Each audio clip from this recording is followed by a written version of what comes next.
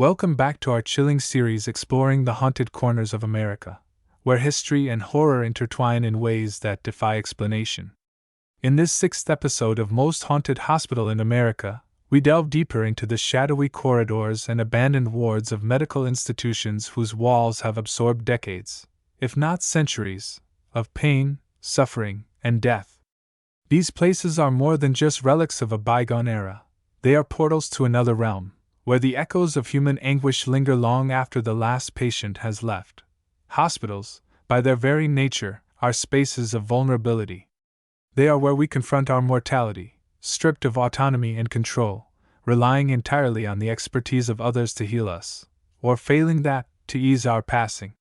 When these spaces become haunted, they amplify our primal fears, transforming familiar settings into arenas of existential dread.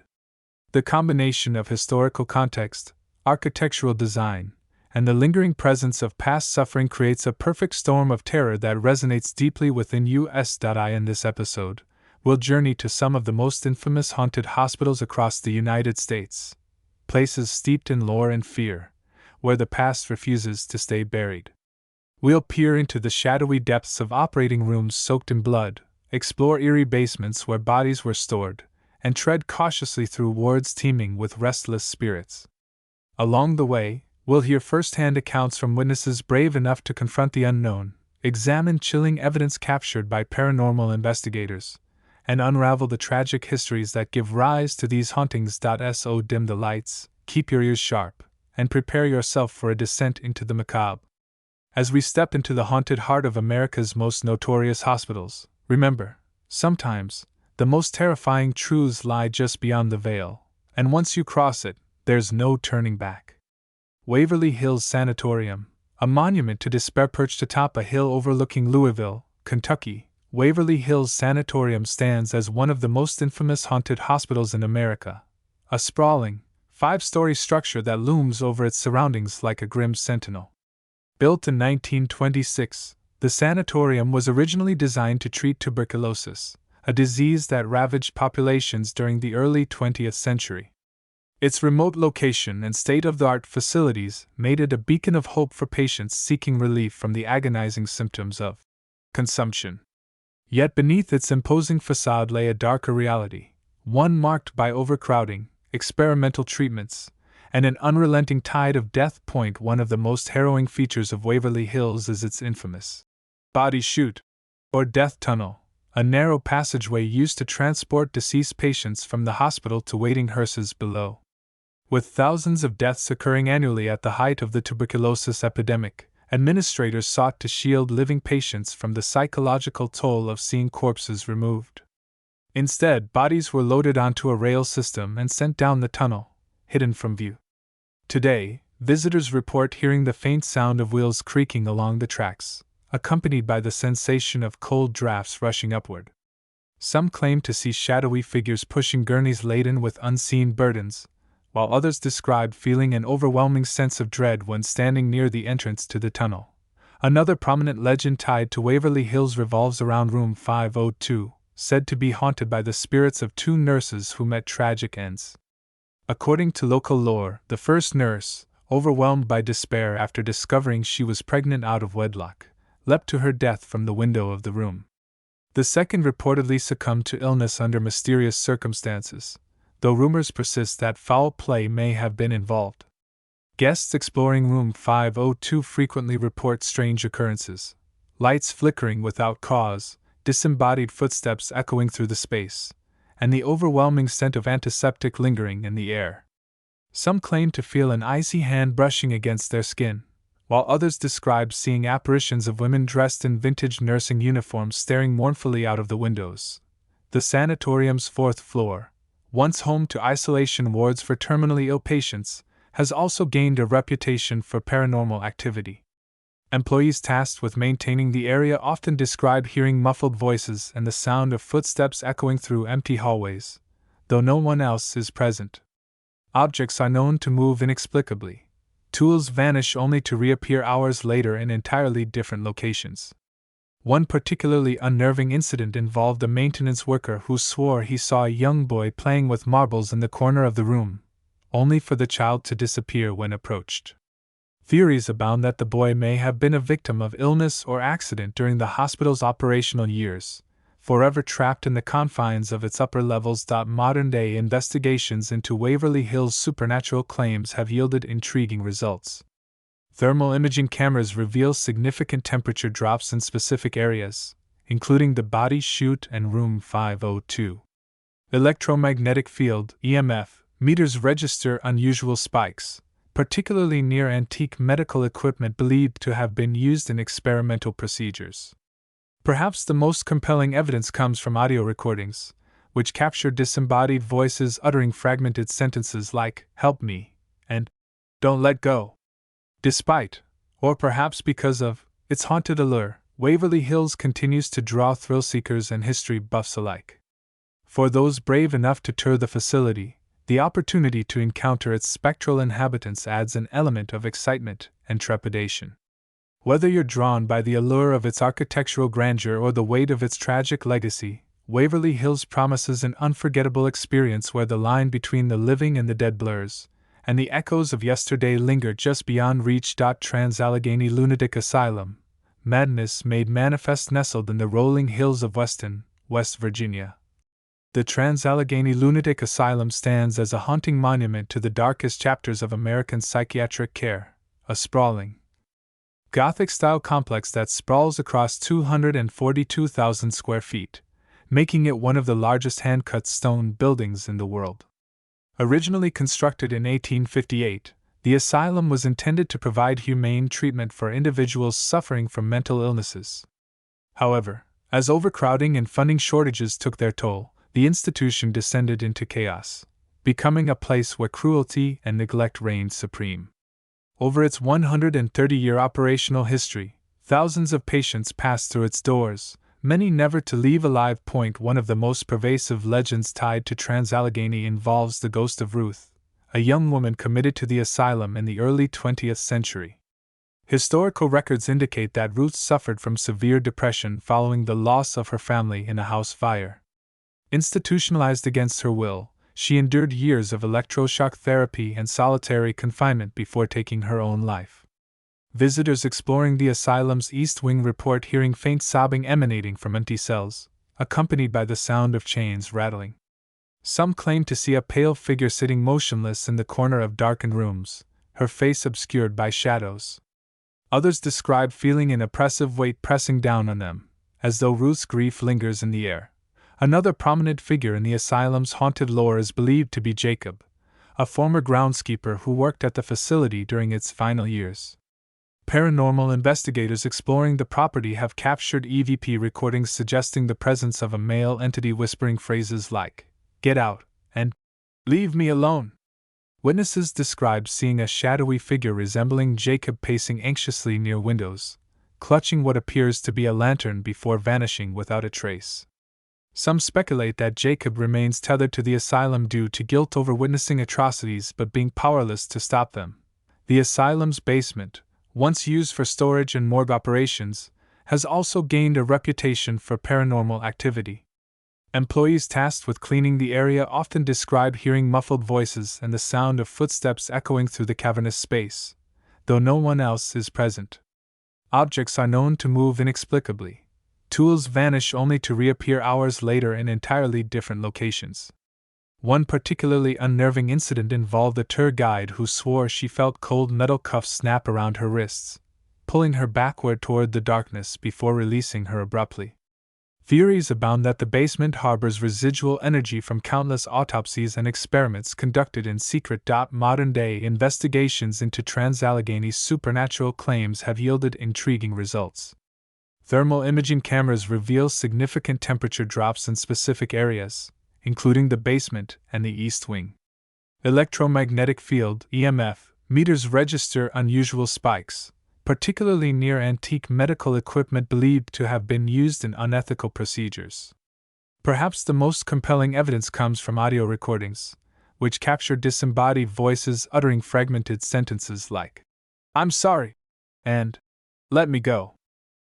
Despite, or perhaps because of, its haunted allure, Trans-Allegheny continues to draw thrill-seekers and history buffs alike. For those brave enough to tour the facility, the opportunity to encounter its spectral inhabitants adds an element of excitement and trepidation. Whether you're drawn by the allure of its architectural grandeur or the weight of its tragic legacy, Trans-Allegheny promises an unforgettable experience where the line between the living and the dead blurs, and the echoes of yesterday linger just beyond reach. Penhurst Asylum, Shadows of Abuse and Neglect, located in Spring City, Pennsylvania. Penhurst Asylum stands as a grim reminder of one of the darkest periods in American institutional history, a sprawling campus that once housed individuals with intellectual and developmental disabilities. Established in 1908, Penhurst initially aimed to provide care and rehabilitation for its residents. However, as overcrowding worsened and funding dwindled, the facility devolved into a nightmarish environment where abuse, neglect, and systemic corruption ran rampant. By the time it closed in 1987 following a landmark court ruling, thousands of patients had endured unimaginable horrors within its decaying walls, leaving behind scars both physical and spiritual. One of the most enduring legends tied to Penhurst involves the ghost of Sarah, a young girl committed to the asylum at the age of 6. Historical accounts suggest that Sarah suffered from severe autism and was subjected to brutal treatments, including forced restraint and isolation. Her small body bore the marks of repeated beatings, and she eventually succumbed to pneumonia exacerbated by malnutrition. Visitors exploring the dormitories report hearing faint cries echoing through the halls, accompanied by the sound of dragging footsteps.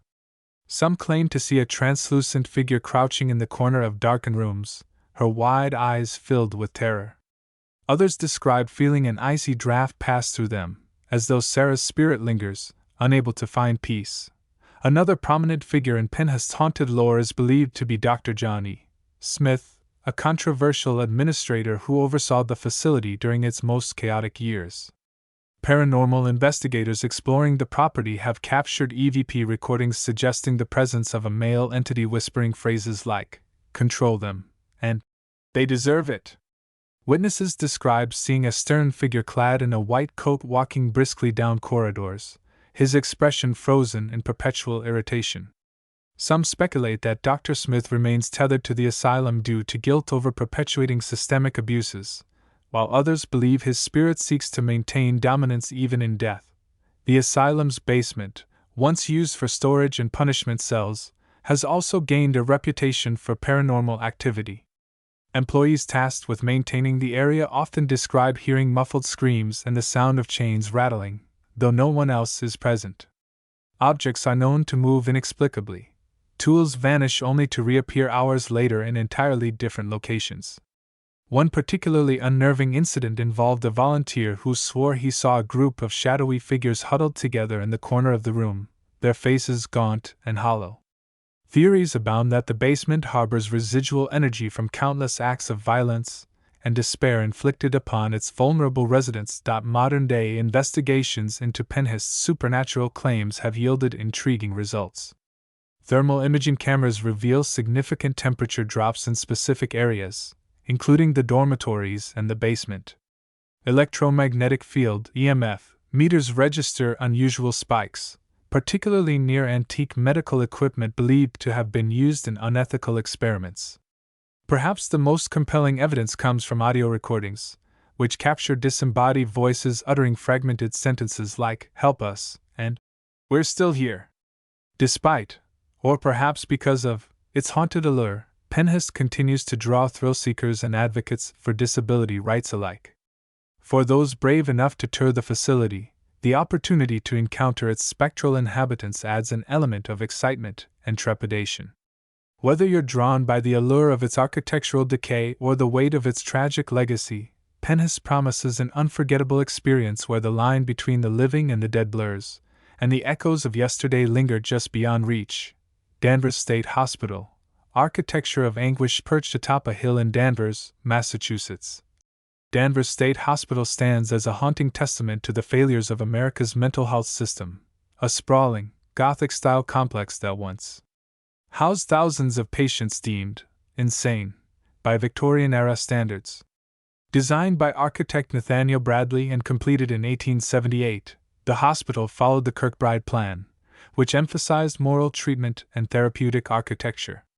Its towering spires, labyrinthine corridors, and self-sufficient infrastructure symbolized optimism and innovation. Yet beneath its imposing facade lay a darker reality, one marked by overcrowding, neglect, and barbaric practices such as lobotomies and hydrotherapy baths. By the mid-20th century, Danvers had become synonymous with suffering, earning its nickname, the birthplace of modern psychiatry. Amid widespread controversy, one of the most pervasive legends tied to Danvers involves the ghost of Elizabeth, a former patient who allegedly died in the hospital's infamous Ward F. According to local lore, Elizabeth was subjected to repeated shock treatments and solitary confinement after attempting to escape multiple times. Her spirit is said to haunt the ward, manifesting as a wailing voice heard late at night. Visitors exploring the abandoned structure report hearing faint sobs emanating from empty rooms, accompanied by the sound of chains rattling. Some claim to see a pale figure darting through the shadows, her movements jerky and unnatural. Others describe feeling an overwhelming sense of sadness, as though Elizabeth's despair permeates the very walls. Another prominent figure in Danvers' haunted lore is believed to be Dr. Samuel Cartwright, a fictional amalgamation of the many cruel doctors who oversaw the facility during its decline. Paranormal investigators exploring the property have captured EVP recordings suggesting the presence of a male entity whispering phrases like, "Restrain her," and "She needs discipline." Witnesses describe seeing a shadowy figure clad in a black suit standing motionless in doorways, his silhouette illuminated by moonlight before vanishing without explanation. Some speculate that Dr. Cartwright represents the collective guilt of those who perpetuated systemic abuses, while others believe his spirit seeks to maintain control even in death. The hospital's basement, once used for morgue operations and experimental treatments, has also gained a reputation for paranormal activity. Employees tasked with maintaining the area often describe hearing muffled screams and the sound of footsteps echoing through the cavernous space, though no one else is present. Objects are known to move inexplicably. Tools vanish only to reappear hours later in entirely different locations.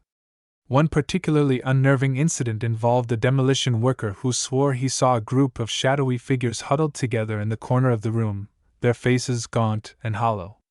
Theories abound that the basement harbors residual energy from countless acts of violence and despair inflicted upon its vulnerable residents. Modern-day investigations into Danvers' supernatural claims have yielded intriguing results. Thermal imaging cameras reveal significant temperature drops in specific areas, including the basement and Ward F.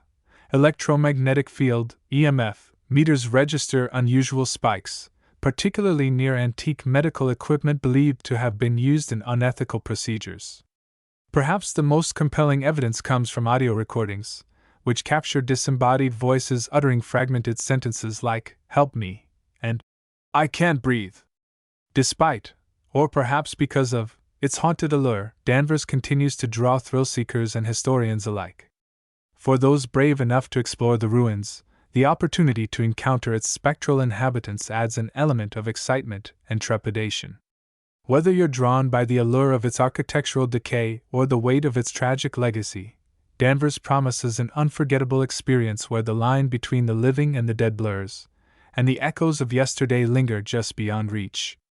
As we traverse the haunted landscapes of America's most notorious hospitals, from the opulent halls of Waverly Hills to the somber wards of Penhurst Asylum, striking similarities emerge that transcend individual locations and histories. These patterns are not merely coincidental but reflect universal themes of human emotion, unresolved trauma, and the enduring power of memory. From the wailing wards of tuberculosis sanatoriums to the shadowed basements of psychiatric institutions, these sites share a commonality that binds them together in a spectral sisterhood of sorrow and suspense. One recurring motif is the concept of unfinished business. Whether it's the victims of unethical experiments, or the betrayed trust of patients subjected to inhumane treatments, these spirits seem tethered to the earthly realm by grievances left unaddressed. Their presence manifests as restless energy, often communicated through auditory phenomena, cries, whispers, or disembodied voices, that serve as pleas for acknowledgement or closure. This theme resonates across cultures and belief systems, reflecting humanity's innate need to resolve conflict and seek peace, even in death.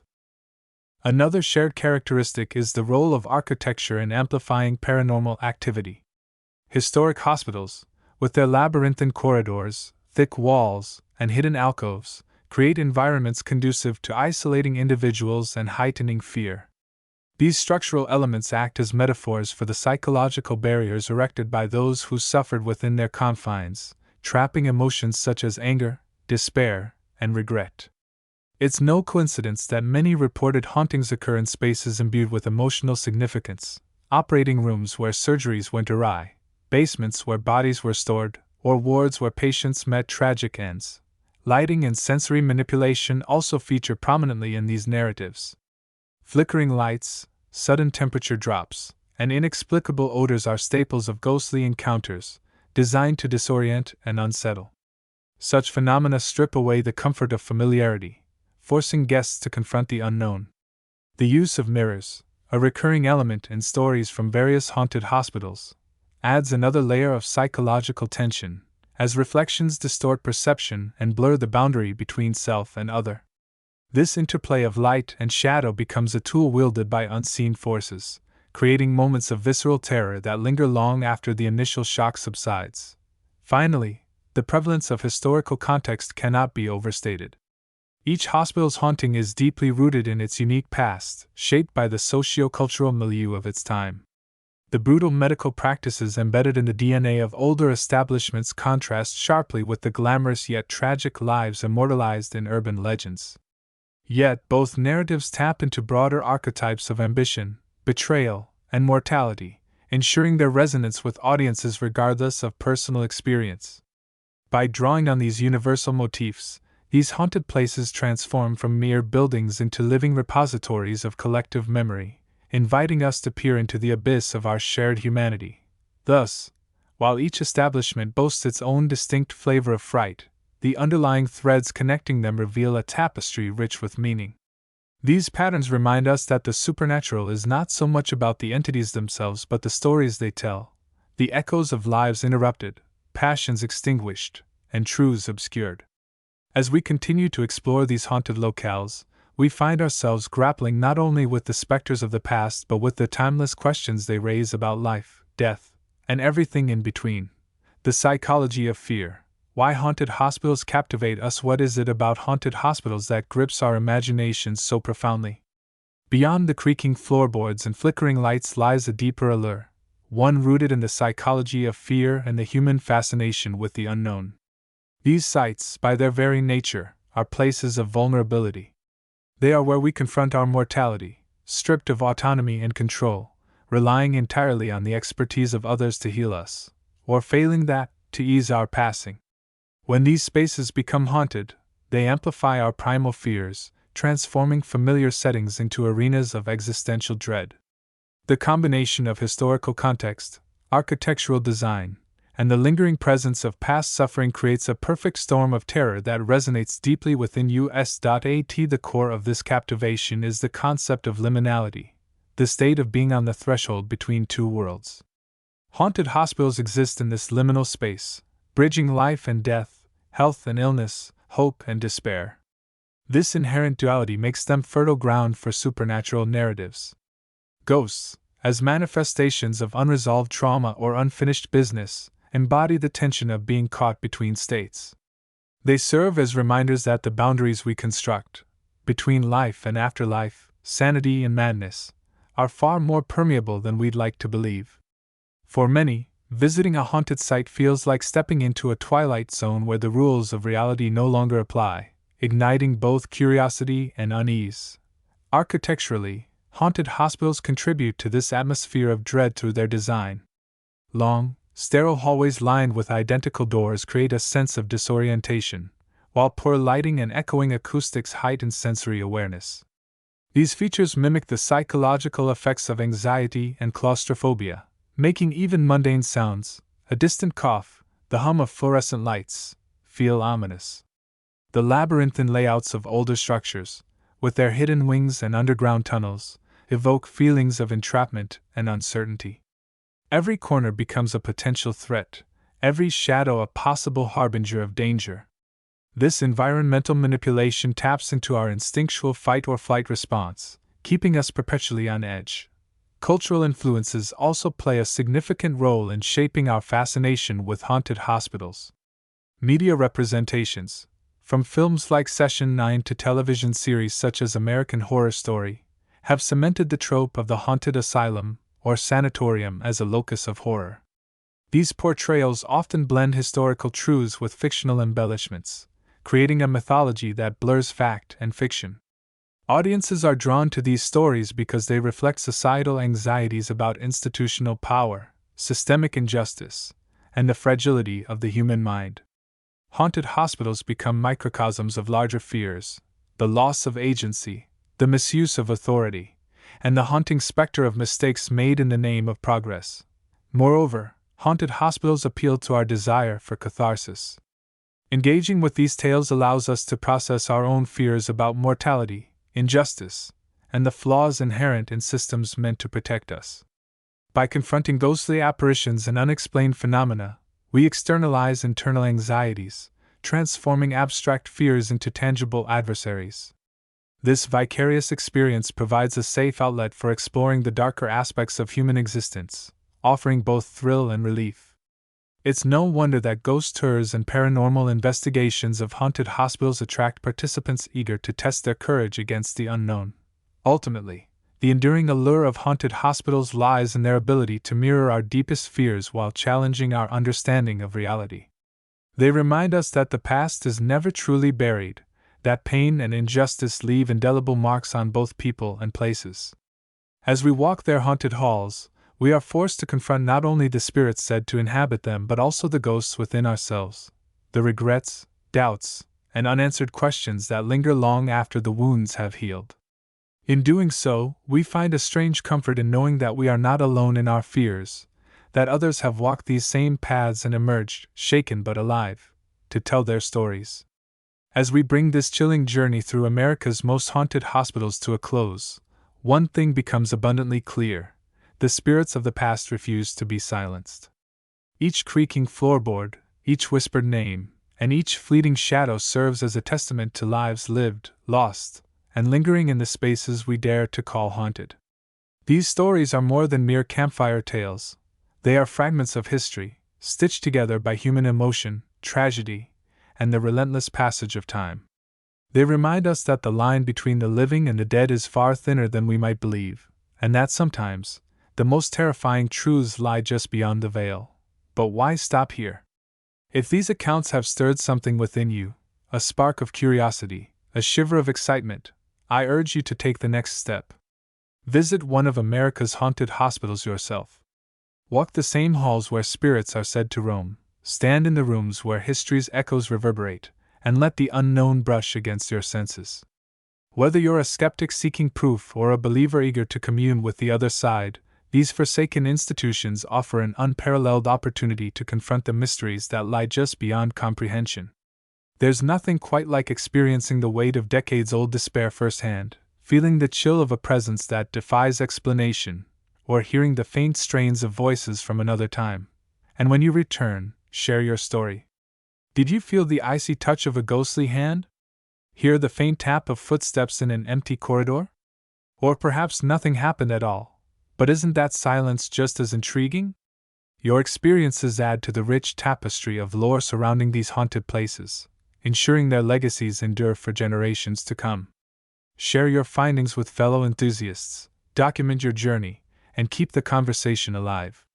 After all, every whisper contributes to the symphony of the supernatural. Until then, keep your lanterns lit and your courage steady. The spirits are waiting.